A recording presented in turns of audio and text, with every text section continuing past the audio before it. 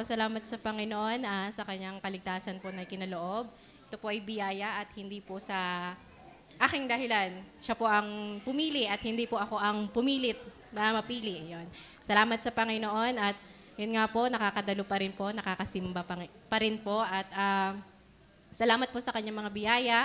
Yun nga po, sa isang taon ay tataliin na nga po. Salamat po at sa biyaya nga po ay makakaranas nga po ng ganon.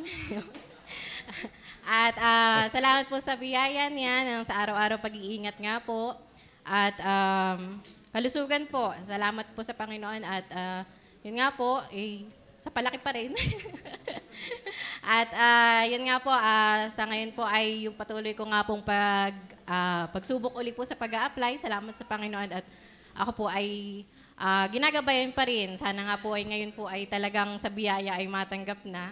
Dahil umabot na nga po ng overage, tinanong po ako doon kung ako itutuloy. Sabi ko, opo, tutuloy po ako. At tinatanong po ako kung makakakuha daw po ako ng age waiver. Sabi ko po ay hindi po makakakuha dahil unang-una po, NCIP, hindi po kasi ako indigenous people, sabi ko po gano'n.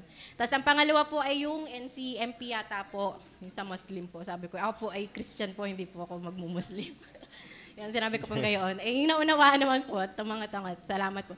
Sabi ko po, ako'y tutuloy po at wala namang masama. Hanggat kaya kong mag-apply, pwede mag-apply, ay susubok at susubok pa rin po ako, sabi ko pong gano'n.